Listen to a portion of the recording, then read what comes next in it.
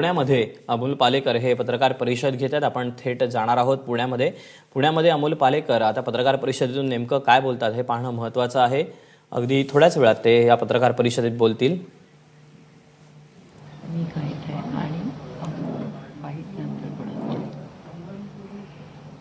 Press conference because she was there at NGMA and first-hand witness to what happened. So I think she would only add a little more to whatever we want to know about. आणि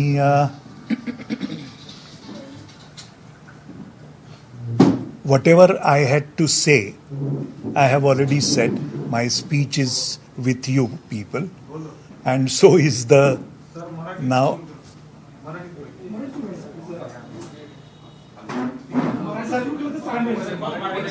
Marathi, English, Hindi असं तिन्हीमध्ये चालणार. आपण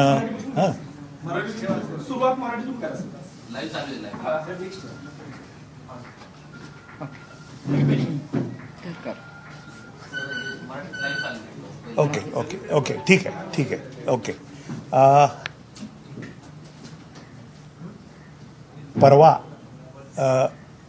NGMA मध्ये म्हणजे national gallery of modern art Mumbai याच्यामध्ये प्रभाकर बर्वे या अतिशय ख्यातनाम आंतरराष्ट्रीय कीर्तीच्या चित्रकाराचं रेट्रोस्पेक्टिव्ह सुरू भरलं आणि त्या रेट्रोस्पेक्टिव्हच्या निमित्ताने मला तिकडे वक्ता म्हणून बोलवण्यात आलं होतं.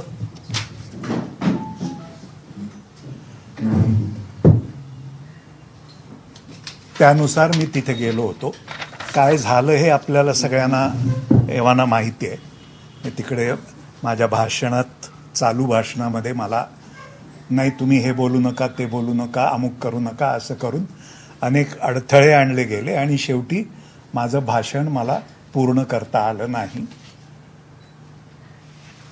त्या संदर्भात अनेक प्रश्न आता पुढे इतके यायला लागलेत, तर त्या प्रश्नांची आपण उत्तरं मिळावीत म्हणून आम्ही इथे बसलेलो आहोत. आणि मी संध्या गोखलेंना, माझी पत्नी, माझ्याबरोबर इथे बसायची विनंती केली, कारण संध्यासुद्धा तिथे त्यावेळेला हजर होती आणि काय झालं, नेमकं काय झालं, कसं झालं, आधी नंतर या सगळ्याची ती साक्षीदार आहे.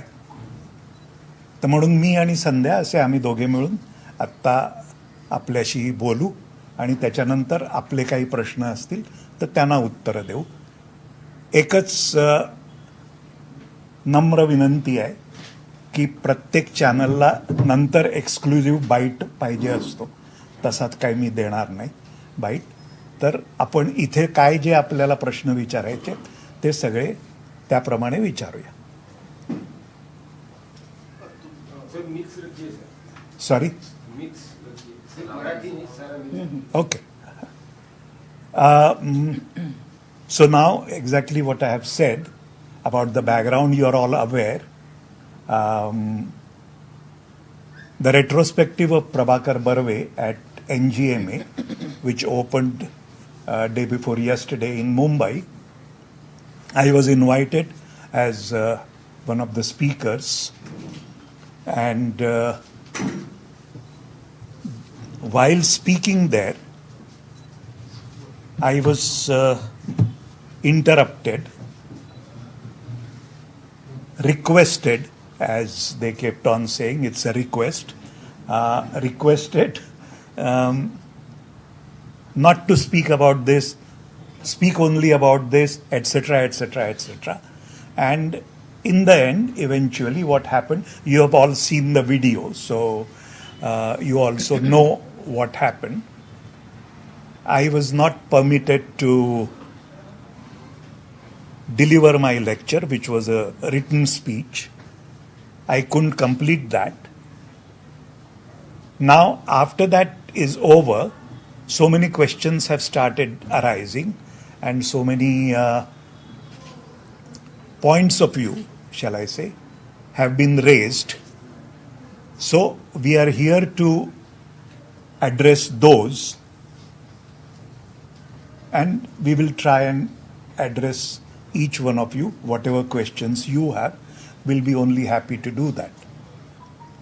The first question which has been going around is of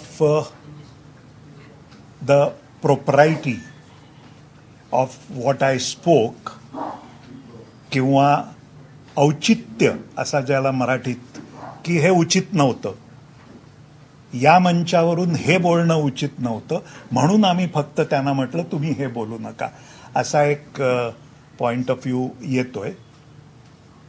साधा मुद्दा असा आहे की सगळ्यात पहिला औचित्याचा मुद्दा की तुम्ही जेव्हा एखाद्या वक्त्याला आमंत्रित करता तेव्हा त्याला आधी सांगायला पाहिजे काय बोलायचंय काय नाही बोलायचं. तसं कोणत्याही पद्धतीचं ब्रीफ दिलं गेलं नव्हतं आणि जे दिलं गेलं नाही याचं वारंवार कन्फर्मेशन जेसल ठक्कर ज्या क्युरेटर आहेत त्या ह्याच्या त्यांनी दिलं की हो मी काही असं त्यांना सांगितलं नव्हतं. तर माझ्या बाजूनी औचित्याचा मुद्दा खरं म्हणजे तिकडे उद्भवतच नाही की जर ब्रीफ दिलेलं नाही तर मग हे बोलू नका ते बोलू नका असं का म्हणताय तुम्ही, हा पहिला मुद्दा. परंतु आपण एवढ्या टेक्निकल गोष्टीवर न सोडता दुसरा महत्वाचा मुद्दा, ज्या गोष्टींबद्दल मी बोलायला सुरुवात केली म्हणजे NGMA ही संस्था आणि त्याच्यामध्ये आता झालेले बदल. आता NGMA मध्येच हे फंक्शन आहे, NGMAनी हे रेट्रोस्पेक्टिव्ह आयोजित केलेलं आहे, तर त्यामुळे त्या मंचावरून NGMA बद्दल बोलणं हेही औचित्यभंग कसा आहे हे मला कळत नाही, किंवा कुठच्याच अर्थाने तो औचित्यभंग होत नाही. त्यामुळे पुन्हा एकदा पण मग हे बोलू नका ते बोलू नका, या मंचावरून हे बोलणं योग्य नाही, असे जे काही फाटे त्याला आता फोडले जात आहेत ते सर्वथैव चूक आहेत असं माझं मत आहे. तिसरा मुद्दा आणि महत्वाचा मुद्दा की प्रभाकर बर्व्यांचं हे रेट्रोस्पेक्टिव्ह हे कदाचित शेवटचं रेट्रोस्पेक्टिव्ह त्या वास्तूमध्ये घडणारं असेल असं माझ्या कानावर आलं. अनेक कलावंत, अनेक चित्रकार, अनेक चित्रकलेशी दृश्यकलेशी संबंधित लोकांनी मला हे बोलून दाखवलं आणि म्हणून आम्ही जेव्हा माहिती घेतली आधी तेव्हा असं लक्षात आलं की हे खरोखरच शेवटचं रेट्रोस्पेक्टिव्ह असेल ज्याच्यामध्ये NGMAचे 5ही मजले वापरले जाणार. अतिशय सुंदर एक्झिबिशन आहे, आपल्याला अगदी आवर्जून बघावं आणि बर्व्यांच्या संपूर्ण कारकिर्दीचा आढावा घ्यावा असं अतिशय सुंदर रेट्रोस्पेक्टिव्ह हे आहे. हे रेट्रोस्पेक्टिव्ह जे 5 मजल्यात NGMAला मुंबईच्या भरलं गेलंय अशा पद्धतीचं रेट्रोस्पेक्टिव्ह हे शेवटचं असेल. कारण आता जो नवीन डिरेक्टर आल्या तिथे आणि त्याच्या अनुषंगाने जे पॉलिसी डिसिजन्स घेतले गेले त्याच्यामध्ये असं ठरलं की 4 मजले NGMAचे हे फक्त NGMAच्याकडे जी काही कलेक्शन आहे त्यांचं जे सगळं कलेक्शन आहे तेच कलेक्शन फक्त आता याच्या पुढे 4 मजल्यांवर दाखवलं जाईल आणि 5वा मजला म्हणजे ज्याला डोम म्हणतात त्या डोममध्ये फक्त इतर एक्झिबिशन जे NGMAच्या बाहेरची असतील अशी हे असतील. आता हा एक खूप मोठा माझ्यासारख्या माणसाला किंवा अनेक कलावंतांना हा मोठा धक्का आहे. याच्या अनुषंगाने 2 निर्णय जे घेतले गेले तेही तसेच बऱ्यापैकी अस्वस्थ करणारे होते. ते असे की मेहली गोबाई एक अतिशय असाच आंतरराष्ट्रीय ख्यातीचा मुंबईमधला चित्रकार आणि सुधीर पटवर्धन हाही आंतरराष्ट्रीय ख्यातीचा आपल्या भारतातला मुंबईमधला चित्रकार, या दोघांची रेट्रोस्पेक्टिव्ह 2019ला एप्रिल आणि डिसेंबरमध्ये करायचं ॲडवायझरी कमिटीनी मान्य केलं होतं आणि त्या मान्यतेला कन्फर्मेशन मिळून त्यांच्या तारखासुद्धा नक्की झाल्या होत्या. हे झाल्यानंतर ही जी आता त्या कमिटीची मुदत संपली.